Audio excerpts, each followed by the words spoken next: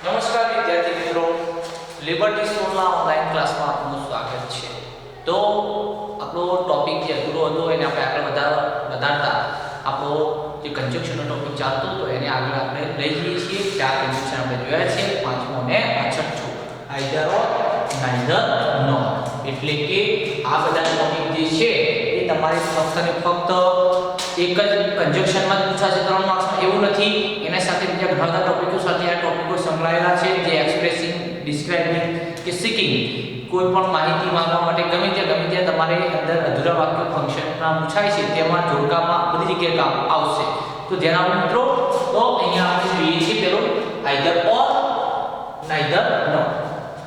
તો આઈધર ઓર એટલે બે માંથી એક, બે નામ, બે કર્મ, બે વસ્તુ, બે ક્રિયા વિશેષણો, બે વિશેષણો, બંનેમાંથી કોઈ એકની જ્યારે વાત કરવાની હોય ત્યારે આઈધર ઓર નો ઉપયોગ થાય છે, અને જ્યારે એ બે કરતા બે નામ, બે વસ્તુ કે બે વિશેષણ કે ક્રિયા વિશેષણ બેમાંથી એકની વાત ન કરવાની હોય તો નાઈધર ઓર નો ઉપયોગ થાય છે। તો મિત્રો ધ્યાન આપજો કેવી રીતે શેનો કેવી રીતે ઉપયોગ થાય છે। આઈધર ઓર એટલે બેમાંથી એક પરીક્ષામાં કેવી રીતે પૂછાય છે એ પણ આપણે જોવાનું છે, અને આપણે કેવી રીતે જવાબ લખવાનો એ પણ અહીંયા ધ્યાન આપવાનું છે મિત્રો। તો આપણે પરીક્ષામાં આ રીતે વાક્ય આપવાનું હોય છે કે he works in hospital, તે હોસ્પિટલમાં કામ કરે છે। he works in the office, તે ઓફિસમાં કામ કરે છે। કૌંસમાં ઓપ્શન હશે આપણને either or, neither nor, but, yet કે જે બે ત્રણ ઓપ્શન હશે એમાંથી આ હશે, આ હશે અને બીજો કોઈ એક ઓપ્શન હશે, આવો કોઈ ઓપ્શન હશે અને આપણને એમાંથી ઓપ્શન પસંદ કરવાનો રહેશે અને એમાંથી આપણે વાક્ય ફરી બનાવવાનું રહેશે। તો આ રીતે પરીક્ષામાં વાક્ય આપેલું હશે તો આઈધર ઓર નો ઉપયોગ શું? તો બે વસ્તુ હોય અથવા તો બે નામ હોય, બે કર્તા હોય, બે ક્રિયા વિશેષણો હોય કે વિશેષણ હોય, એમાંથી જ્યારે એકની વાત કરવામાં આવે ત્યારે શું થાય છે? આઈધર ઓર નો ઉપયોગ થાય છે। તો જોઈએ આપણે એક્ઝામ્પલ એટલે વધારે આપણને ખ્યાલ આવશે। તો આઈધર ઓર એટલે કે બેમાંથી એક। તો અહીંયા વાક્ય લખ્યું છે he works in the hospital, તે હોસ્પિટલમાં કામ કરે છે। સાદા વર્તમાનકાળનું વાક્ય છે he works in the office, તે ઓફિસમાં કામ કરે છે। તો આપણે બેમાંથી એક જ વિકલ્પ જ્યારે પસંદ કરવાનો છે તો આપણે શું કરીશું? તો જે કોમન છે એને એકવાર લખવું પડે। તો બંનેમાં એક જ વસ્તુ કોમન છે, he works। અલગ શું પડે છે? તો ભાઈ in the hospital અને in the office। એનો મતલબ જે કોમન વસ્તુ એક જ છે, તે કામ કરે છે, હોસ્પિટલમાં કામ કરે છે, ઓફિસમાં કામ કરે છે। તો આપણે એક જ વસ્તુ બતાવવાની છે, કાં તો તે ઓફિસમાં કામ કરે છે અથવા તો તે હોસ્પિટલમાં કામ કરે છે, કાં તો તે હોસ્પિટલમાં કામ કરે છે અથવા તો ઓફિસમાં કામ કરે છે। તો આવો વિકલ્પ આપણે દર્શાવવાનો થાય તો આપણે આઈધર ઓર નો ઓપ્શન આપણે પસંદ કરવો પડે, એટલે કે બેમાંથી એક। તો વાક્ય કેવી રીતે બને છે મિત્રો ધ્યાન આપજો। તો આપણે લખતી વખતે પહેલા ધ્યાન આપવાનું કે he works બંનેમાં કોમન છે એકવાર લખી નાખો, તે કામ કરે છે।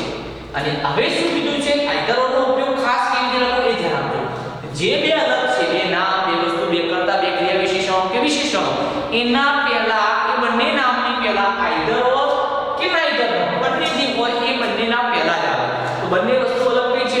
in hospital, in office, એના પહેલા આપણે મૂકી દઈએ આઈધર। તો he works, તે કામ કરે છે, આઈધર કાં તો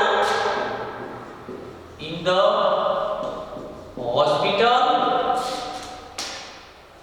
or क्या આગળ the office, in the office લખો તો પણ ચાલશે, ચિહ્ન આગળ મૂકી દીધું છે નહીં લખો તો પણ ચાલશે। તો he works either in the hospital or the office, તે કાં તો હોસ્પિટલમાં અથવા તો ઓફિસમાં કામ કરે છે। તો આ થઈ ગયો આપણો જવાબ। તો આઈધર ઓર કેવી રીતે મૂકવું? તો જે બે અલગ વસ્તુ છે, બે જે અલગ નામ છે એના પહેલા આઈધર આવશે અને જે બે અલગ છે એની વચ્ચે ઓર આવશે। તો આ રીતે આપણે વિકલ્પ પસંદ કરવાનો થાય, લખવાનો થાય। હવે આપણને ભૂલ સુધારણા કેવું આવે? તો ભાઈ આપણને અહીંયા નોર કરી નાખ્યું હોય અને અંડરલાઈન કરી એટલે ભૂલ સુધારો। તો આપણને ખબર પડી જાય મિત્રો કે અહીંયા આઈધર આવ્યું છે તો આઈધર સાથે ઓર જ આવે, નોર કદાપી આવે નહીં। તો આપણે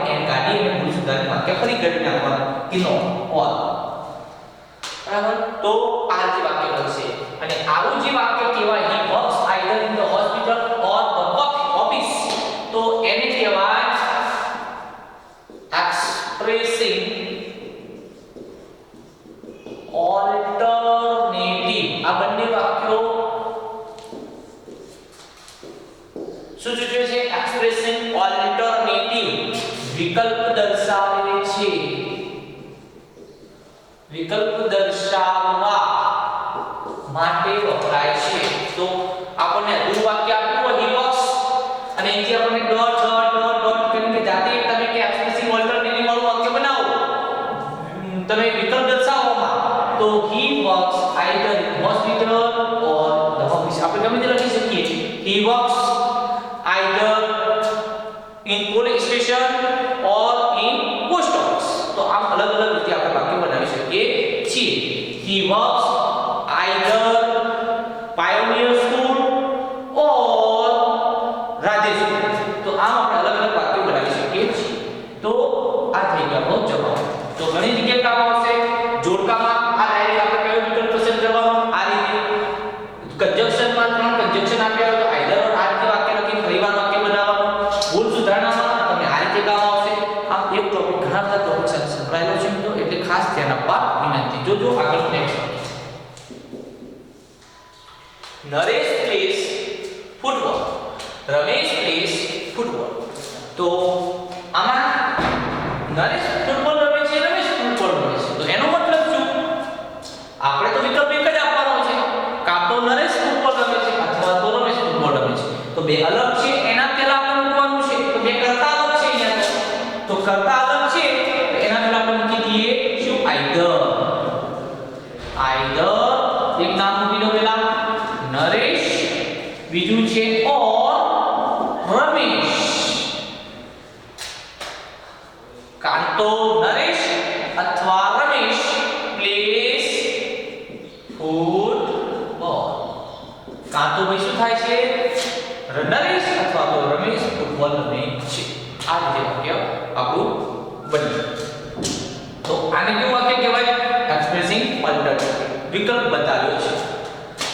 હા, આગળનું વાક્ય જો મિત્રો, અહીંયા બે કરતા જોડ્યા, અહીંયા આપણે બે સ્થળ નામ જોડ્યા, બે સ્થળ જોડ્યા. હવે આપણે શું જોઈએ? અહીંયા આપણે સ્થળનો વિકલ્પ આપ્યો છે, અહીંયા આપણને કર્તાનો વિકલ્પ આપ્યો છે. એટલે કાં તો નરેશ અથવા રમેશ પ્લેસ ફૂટબોલ. બંનેમાંથી જે કોમન છે એક જ વાક્ય કોમન થાય. એને આપણે લખવાનું. આપણે પછી એવું લખીએ કે neither Ramesh play football nor Ramesh plays football. એવી રીતે લખાય કે એ રીતે વાક્ય કેવું પડશે? ખોટું પડશે. આગળ Hardik is intelligent, Hardik is clever. અહીંયા બે વિશેષતાઓ દર્શાવી, વિશેષણ આપ્યા છે. હાર્દિક હોશિયાર છે અને હાર્દિક ઇન્ટેલિજન્ટ છે, હોશિયાર છે, ક્લેવર એટલે એવું છે. એટલે મતલબ ઇન્ટેલિજન્ટ છે, ક્લેવર પણ છે, ચપળ પણ છે, હોશિયાર પણ છે, જે કોઈ. તો હાર્દિક ઇઝ આપણે એક કોમન લખી નાખીએ. હાર્દિક ઇઝ છે, બંને અલગ છે. એના પહેલા આઈધર intelligent or clever. થઈ ગયું આપણું વાક્ય. હાર્દિક છે કાં તો intelligent or clever. તો આ વાક્ય કેવા જેવું રહેશે? Expressing alternative. વિકલ્પ કયો પસંદ કરવાનો થાય? આઈધર ઓર. લખવાનું કેવી રીતે થાય? આ રીતે. તો અહીંયા બે વિશેષણ અલગ હતા, એના પહેલા આઈધર અને એની નીચે આગળ she can walk, she can run. તે ચાલી શકે છે, તેણીની દોડી શકે છે. તો આપણે વિકલ્પ પસંદ કરવાનો થાય તો આઈધર ઓર કઈ રીતે લખવાનું થાય? તો she can. બંનેમાં કોમન એક લખી નાખ્યું, બે અલગ છે તો લખી નાખીએ આઈધર walk or run. તે ચાલી શકે છે, કાં તો તે ચાલી શકે છે અથવા તો દોડી શકે છે. આ રીતે આપણા વાક્ય બનવાના થાય. તો આઈધર ઓર વડે વિકલ્પ આ રીતે આ બધું વાક્ય ઓલ્ટરનેટિવમાં આવશે. આગળ જો મિત્રો, they often go to Baroda. They often go to Rajkot. તે વારંવાર બરોડા જાય છે, તે વારંવાર રાજકોટ જાય છે. તો આપણે જોઈએ they often when we તો અહીંયા શું કીધું છે? they often go to Baroda, they often go to Rajkot. તે બરોડા જાય છે વારંવાર, તે રાજકોટ વારંવાર જાય છે. તો આપણને શું કહેવાનું છે કે તેઓ કાં તો વારંવાર બરોડા જાય છે અથવા તો રાજકોટ જાય છે. તો આપણે લખી શકીએ કોમન એકવાર લખી નાખીએ they often go either Baroda or Rajkot. either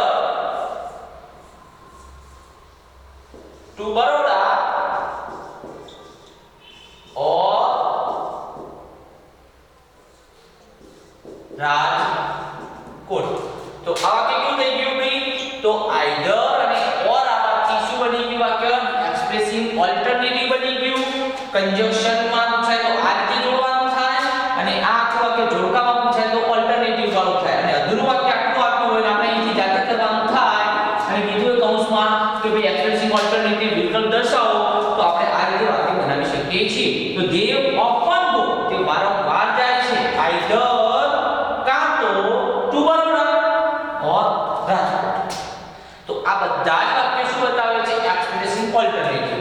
શેના વડે બને છે વાક્ય ઓલ્ટરનેટિવ નું? તો either or વડે બને છે. બરાબર? અને either or વાળો વાક્ય જો આપણે કૌંસમાંથી કંજક્શનમાં પૂછાય તો આપણે આ રીતે લખવું પડે. બરાબર? તો આ વાતથી આપણે either or ની હવે એસએમ ટોપિક એના જેવો neither નો આ બંનેમાં થોડો ફરક છે. આ વાક્ય હકાર અને નકાર સૂચવે છે આ. તો જોઈએ neither nor એટલે શું? બેમાંથી એક કોઈ. અહીંયા શું હતું? બેમાંથી એક. આમાં તો બેમાંથી એક જ વિકલ્પની પસંદગી કરવાની નથી. આમાં તો એક વિકલ્પની પસંદગી કરવાની છે. આમાં બેમાંથી એક વિકલ્પની પસંદગી કરવાની નથી. આ પણ neither nor વાળા વાક્ય બધે બધા શું કહેવાય? Expressing alternative. જોઈએ answer. he is not a doctor, he is not an engineer. તો આપણને યાદ રાખવાનું મિત્રો કે neither nor ની અંદર not હોય, never હોય, આ બધા શબ્દો નીકળી જાય છે. do, does, did, આ બધા શબ્દો શું થાય છે? નીકળી જાય છે. તો આપણે વાક્યને યાદ રાખો કે કેવી રીતે બનાવવાનું neither nor વાળું. તો સેમ પોઝિશન જેમ આ either or બનાવ્યું એ જ રીતે. તો અહીંયા શું કહે છે? neither nor એટલે બેમાંથી એક. he is not doctor, he is not engineer. તે ડોક્ટર નથી, તે એન્જિનિયર નથી. એટલે આપણે શું કહેવાનું છે કે તે એન્જિનિયર નથી કે ડોક્ટર નથી. તો વાક્ય કેવી રીતે કોમન એક વાર લખી નાખીએ he is not. પણ આપણે એક નિયમ કીધો હાલ કે ભાઈ never not this જેવા શબ્દો નીકળી જાય કારણ કે neither નો ઉપયોગ નેગેટિવ માં થાય છે. એટલે neither માં નેગેટિવ સ્વભાવ જ રહેલો છે એટલે આપણે not કાઢવું જ પડે. એને કોઈ રાખવાનો મતલબ છે નહીં. તો he is તે છે પણ neither આવશે તો વાક્ય કેવું થઈ જશે? નેગેટિવ. તો તે છે પણ તે he is neither તે નથી ડોક્ટર nor an engineer. એટલે કે તે ડોક્ટર નથી કે એન્જિનિયર નથી. બે વસ્તુ અલગ હતી એના પહેલા આપણે neither મૂક્યું અને એ બે વચ્ચે nor. હવે ભૂલ સુધારણામાં અહીંયા તમને or આપ્યું અને કીધું કે ભૂલ સુધારો તો આપણને ખબર પડી કે neither ની સાથે અહીંયા nor આપ્યું. અહીંયા nor ના આપ્યું હોય અને અહીંયા કીધું કે either તો અહીંયા ભૂલ સુધારો તો આપણને ખબર પડી કે અહીંયા nor આવ્યું તો અહીંયા neither આવશે. તો આ રીતે વાક્ય તમારું મિત્રો બને છે. આગળ વાક્ય જુઓ એટલે તમને ખ્યાલ આવે વધારે. કવિતા does not like cricket. Kamal does not like cricket. એટલે કે કવિતાને ક્રિકેટ ગમતી નથી, કમલને ક્રિકેટ ગમતી નથી. એનો મતલબ બંનેમાંથી આપણે કોઈનો વિકલ્પ આપવાનો નથી કે ભાઈ નથી તો કવિતાને ક્રિકેટ ગમતી કે નથી તો કમલને ક્રિકેટ ગમતી. તો આપણે બે અલગ છે. એના પહેલા આપણે neither nor નું યાદ રાખવાનું. બંને કરતા અલગ છે તો કરતા અલગ છે તો આપણે મૂકી દઈએ neither. પહેલું નામ છે કવિતા, બીજું નામ છે nor મૂકવું પડશે પહેલા nor કવિતા. તો neither કવિતા nor કમલ છે નામ મિસ્ટેક થઈ ગઈ કમલ. neither કવિતા nor કમલ આવી ગયું. હવે શું છે? do કે does not જેવા શબ્દો નીકળી જાય કારણ કે not નો આપણે neither આવી ગયું અને do does કાઢી નાખવું પડે. તો neither કવિતા nor કમલ આ like છે એને આપણે સાદા વર્તમાન કાળમાં કરવું પડશે કારણ કે આ does હતો એટલે વર્તમાન કાળ હતો એટલા માટે likes. અને કોમન શું છે બંનેમાં? ક્રિકેટ. તો આ વાક્ય બનશે કે નથી કવિતાને કે નથી કમલને ક્રિકેટ બંનેમાંથી એકેને ક્રિકેટ ગમતી નથી. આમાં શું બેમાંથી એક વસ્તુ હતી, આમાંથી બેમાંથી કોઈને ગમતી નથી. એટલે અહીંયા બેમાંથી કોઈ વસ્તુ ના ગમતી હોય ત્યારે આપણે નાઇધર નોટ નો ઉપયોગ થાય છે. એક વિકલ્પની પસંદગી કરવાની ના હોય ત્યારે, અને આમાં એક વિકલ્પ પસંદ કરવા માટે આઈધર. આગળનું વાક્ય જો મિત્રો, Anil never its Apple, Sunil never its Apple. Anil કદી સફરજન ખાતો નથી, સુનિલ કદી સફરજન ખાતો નથી. એટલે કે ભાઈ અનિલે કદી સફરજન ખાતો નથી, સુનિલે કદી સફરજન ખાતો નથી. એટલે બેમાંથી એકે કશું ખાતા નથી કદી. તેનો મતલબ લખીએ બંને અલગ છે. કોણ? અનિલ અને સુનિલ. એના પહેલા આપણે મૂકવું પડશે નાઇધર. અનિલ નોર સુનિલ. હવે શું કીધું છે? આ ઈટ્સ. તો આપણે ઈટ્સ ને આમ જ રાખવું પડશે, કારણ કે બેમાંથી એકની વાત નથી કરી. તો નાઇધર અનિલે નહીં કે સુનિલ પણ નહીં, બેમાંથી એક પણ ઈટ્સ એપલ્સ સફરજન ખાતા નથી. અહીંયા એપલ હતું, એપલ્સ. આગળ વાક્ય જુઓ તો આ નાઇધર નોર વાળા જેટલા પણ આપણે વાક્ય લખ્યા બધા શું સૂચવે છે?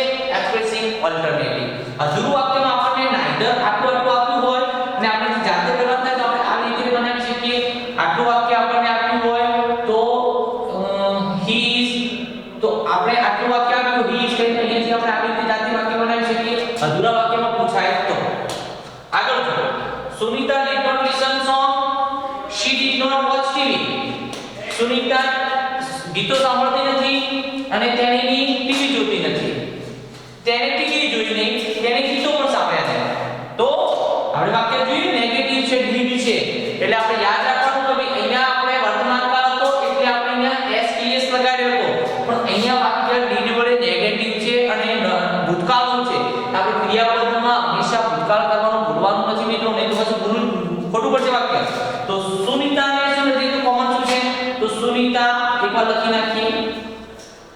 હવે શું કીધું છે? did not તો નીકળી જશે, આમાંથી પણ did not, આમાંથી did not નીકળી જશે. એની જગ્યાએ આવશે neither. હવે આપણે did કાઢ્યું એટલે ક્રિયાપદનું ભૂતકાળ મૂકવાનું. તો Sunita neither listen it song nor watch the TV. તો અહીંયા આખા કર્તા અને ક્રિયાપદ અને સાથે નામ કરવું બે ભેગા હતા તો આપણે ભેગું લખવું પડશે. તો શું વાક્ય બન્યું? Sunita neither listen it song, કે સુનિતાએ ગીતો સાંભળ્યા નહીં કે ન તો she watch the right hand nor watch નું કરવું પડશે watch the TV. કારણ કે આપણે શું કીધું છે? બે અહીંયા તો શું હતી? ક્રિયાની સાથે સાથે કર્મ પણ અલગ હતું. આમાં પણ ક્રિયા હતી, કર્મ હતું. તો આપણે જે ક્રિયાને કર્મને ભેગા અલગ પાડવા પડે તો નોન વડે આપણે listen it song અને એના પછી watch the TV. કેમ watch the અને listen it કર્યું? કારણ કે વાક્યમાં did હતું એટલા માટે. આગળ જો મિત્રો, my mother cannot write, she cannot read. મારી મમ્મી લખી શકતી નથી, તેની રીડ એટલે વાંચી શકતી નથી. આપણે વાક્ય લખી શકીએ મિત્રો, my mother can neither. Common શું હતું? my mother can, તો she can તો આપણે લખી નાખ્યું my mother can. અને હવે કીધું છે not, not નીકળી જાય એની જગ્યાએ neither આવી જાય. તો હવે બે અલગ શું છે? write, read. તો neither write nor read. તો આ શું આપણે કીધું આપણે વિકલ્પ. તો મારી મમ્મી વાંચી શકતી નથી કે લખી પણ શકતી નથી. તો આ આઈધર ઓર અને નાઈધર નો ઉપયોગ થાય છે. આનો મતલબ શું થાય? બેમાંથી એક વસ્તુની પસંદગી કરવા પડે, અથવા બેમાંથી એક પણની પસંદગી ન કરવાની હોય ત્યારે મિત્રો. તો તમે જોઈ શકો છો મિત્રો કે આ બંનેમાં આટલો ફરક છે. આ બધા વાક્યો છે એમાં જોડકામાં જોડવાના થાય એક્સપ્રેસિંગ ઓલ્ટરનેટિવ. અધૂરા વાક્ય હોય તો પણ તમે એમ કીધું કૌંસમાં કે ભાઈ તમે આઈધર અને કીધું કે ઓલ્ટરનેટિવ મળે તો વાક્યને અધૂરું પૂરું કરો તો આપણે આઈધર નાઈધર નો ઉપયોગ ગમે તે બનાવી શકીએ છીએ. આઈધર આપ્યું તો આઈધર નો બનાવ, નાઈધર આપ્યું નાઈધર, અને કોઈ ના આપ્યું તો આપણે નો ઉપયોગ કરીને બનાવી શકીએ છીએ. તો આ ટોપિક આપણે અહીંયા સુધી રાખીએ છીએ. કાલે નવા કન્જેક્શન સાથે ફરી મળીશું.